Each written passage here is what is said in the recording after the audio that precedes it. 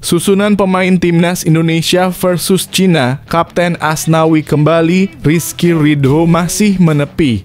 Berikut susunan pemain timnas Indonesia versus Cina. Shin Tae-yong tugaskan Calvin Verdon mengisi posisi Jordi Amat. Sebagai informasi, laga ini terlaksana di Stadion Qingdao, Cina, Kamis (15 Oktober 2024) mulai pukul 19.00 waktu Indonesia Barat. Ini merupakan matchday keempat grup C putaran ketiga kualifikasi Piala Dunia 2026 zona Asia. Kedua tim belum meraih kemenangan di 3 laga sebelumnya. Namun, nasib timnas Indonesia lebih baik. Tim asuhan Shin Tae-yong mampu terhindar dari kekalahan dan merampungkan 3 laganya dengan hasil seri. Di sisi lain, Cina harus menelan kekalahan di semua laga. Meski begitu, Shin Tae-yong tak ingin meremehkan sang calon lawan. Terlebih, pertandingan nantinya digelar di kandang Cina. Meskipun timnas Tiongkok telah mengalami 3 kekalahan berturut-turut, saya tetap menghargai usaha dan penampilan mereka. Saat menghadapi banyak tim kuat di Asia, Cina sering menerapkan strategi bertahan rendah dan berhasil tampil cukup solid, kata Shin Tae-yong dalam konferensi pers jelang pertandingan. Sementara itu, Shin Tae-yong memutuskan untuk mencoret 4 nama sebelum pertandingan. Mereka adalah Jordi Amat, Muhammad Ferrari, Eliano Reijnders, dan Hoki Caraka. Jordi Amat absen karena cedera, sedangkan Eliano dicoret karena masalah teknis. Terkait susunan pemain, Shin Tae-yong masih mempercayakan posisi kiper kepada Maarten Paes. Untuk pengganti Jordi Amat, Shin Tae-yong melakukan kejutan dengan memasang Calvin Verdon bersama Jay Itzes dan Meus Hilger.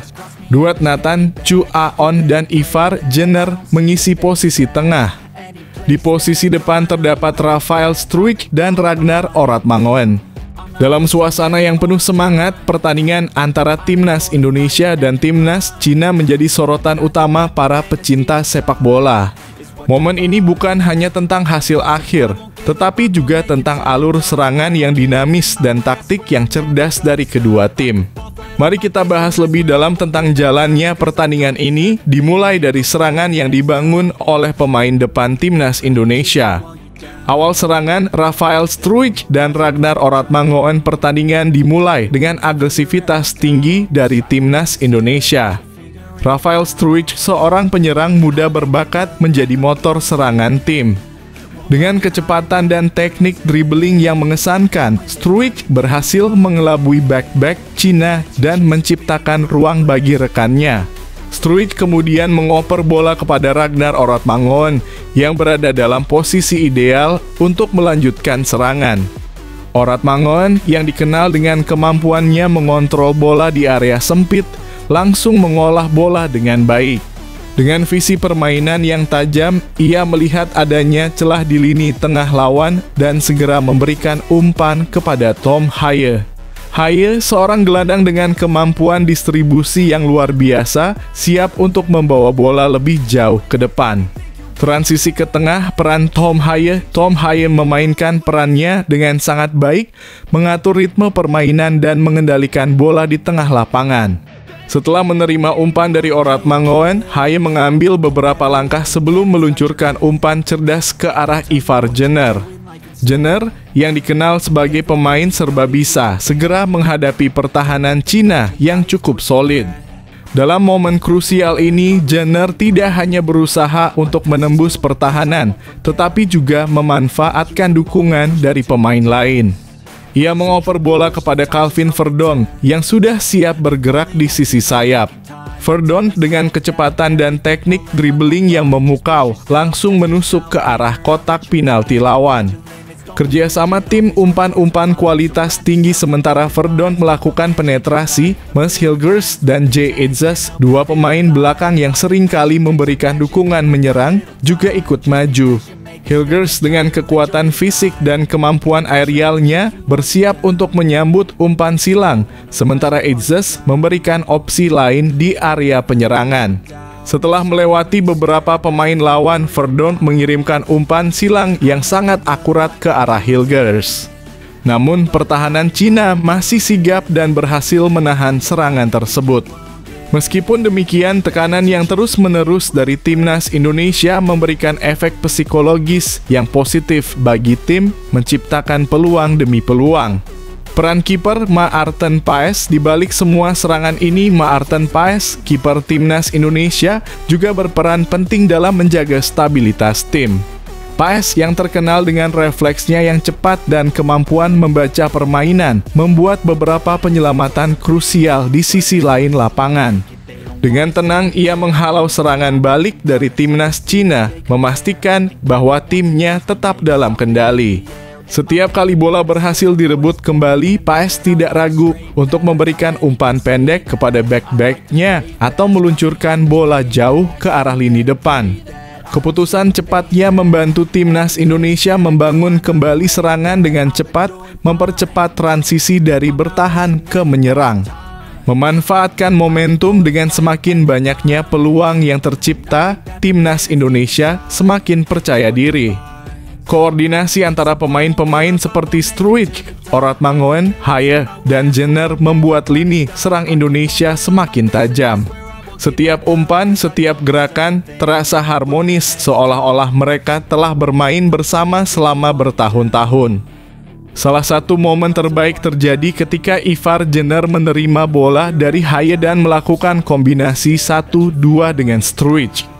Gerakan ini mengecoh bek Cina dan Jenner berhasil memasuki kotak penalti. Dengan penuh keyakinan, ia melepaskan tembakan, tetapi kiper Cina melakukan penyelamatan gemilang, mempertahankan skor tetap imbang. Saat pertandingan memasuki babak akhir, kedua tim saling berusaha untuk mencetak gol penentu. Timnas Indonesia dengan semangat juang yang tinggi terus melancarkan serangan. Setiap pemain mulai dari Struijk hingga Paes berkontribusi untuk menciptakan peluang dan menjaga pertahanan.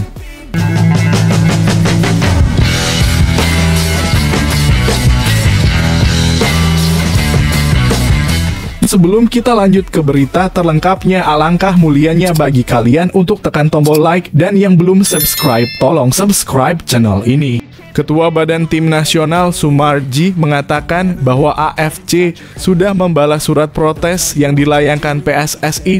Sungguh mengecewakan balasannya. Kata Sumarji, jawaban AFC normatif.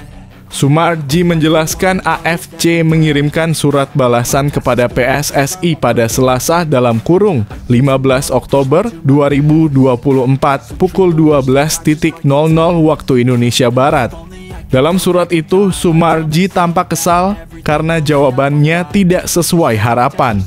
Sebelumnya, PSSI mengirimkan surat kepada AFC dan FIFA perihal protes keras terhadap kinerja wasit di laga Timnas Indonesia versus Bahrain. Pertandingan ketiga grup C putaran ketiga kualifikasi Piala Dunia 2026 zona Asia itu digelar di Stadion Nasional Bahrain, Rifah, Kamis (10 Oktober 2024). Wasit yang bertugas di pertandingan itu bernama Ahmed Al-Kaf asal Oman. PSSI kesal dengan wasit Ahmed Al-Kaf yang dinilai lebih menguntungkan tuan rumah.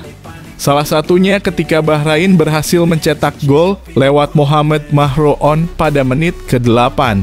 Padahal jalannya pertandingan hanya sampai menit ke-6.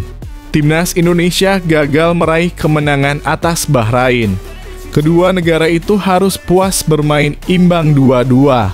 Tidak hanya itu, PSSI juga menanyakan kepada AFC dan FIFA perihal penugasan wasit Ahmed Al-Kaf. Pasalnya, Oman dan Bahrain tergabung ke dalam satu federasi Asia Barat bernama WAFF. Seharusnya duel Timnas Indonesia versus Bahrain dipimpin oleh wasit dari federasi yang berbeda. Apa yang dikeluhkan PSSI itu sudah dijawab oleh AFC. Saya sudah menerima surat balasan dari AFC pukul 12 siang tadi. Jawabannya normatif saja, kata Sumarji kepada bolasport.com. Sumarji tampak kesal dengan balasan surat AFC. Ia tidak mau berbicara panjang lebar perihal isi surat tersebut. Lebih lanjut silahkan tanya ke Pak Arya Sinulinga dalam kurung ex-co PSSI saja, kata Sumarji. Sementara itu Sumarji buka suara saat dihubungi CNN Indonesia TV.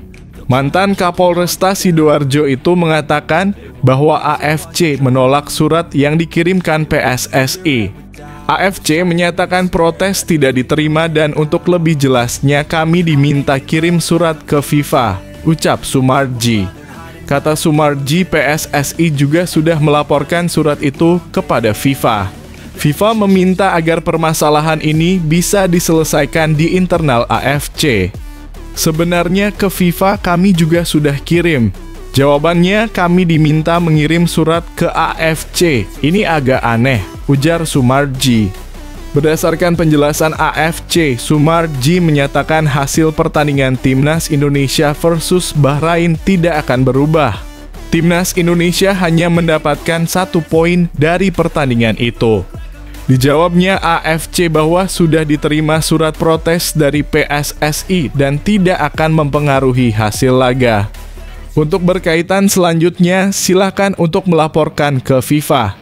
Intinya seperti itu balasan suratnya, kata Sumarji.